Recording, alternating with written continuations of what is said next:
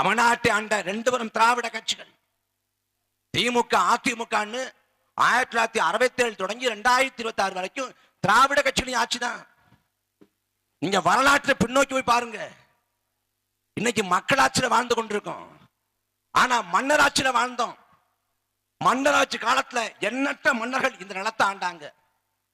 சேர சோழ பாண்டிய மன்னர்கள், களப்பரர்கள், நாயக்கர்கள், பல்லவர்கள் அப்படின்னு பல மன்னர்கள் ஆண்டாங்க.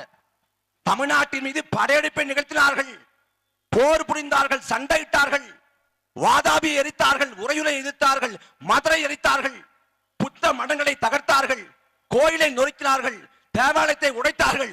இந்த 2000 ஆண்டு காலத்தில் எண்ணற்ற வன்முறைகள், எண்ணற்ற உயிர் சேதங்கள். ஆனால் எந்த ஒரு மன்னனும் இயற்கை வளத்தின் மீது கை வைக்கல. ஆற்ற மண்ணை கொள்ளையடிக்க எந்த மன்னனும் முன் வந்தது இல்லை. மலையை தகர்த்து கனிம வளங்களாக எந்த மன்னனும் வெளிநாட்டுக்கு ஏற்றுமதி பண்ணது இல்லை. மலையை குடைந்து அரண்மனையாக கோட்டையாக அவன் கட்டி கொண்டது இல்லை. மன்னராட்சி காலத்தில் கூட பாதுகாக்கப்பட்டது. வெள்ளக்கார ஆண்டான் இந்த நாட்டை 300 ஆண்டு. இந்த நாட்டு மக்களை அடிமைப்படுத்தினான். நம் முன்னோர்களை கொடுமைப்படுத்தினான், தூக்கில தொங்க வச்சான், வதைத்தான், ஜாலியல் வாலாபாக்களை சுட்டு கொன்னான். இந்த நாட்டின் செல்வங்களை அள்ளி கொண்டு போனான் இங்கிலாந்துக்கு வெள்ளைக்காரன்.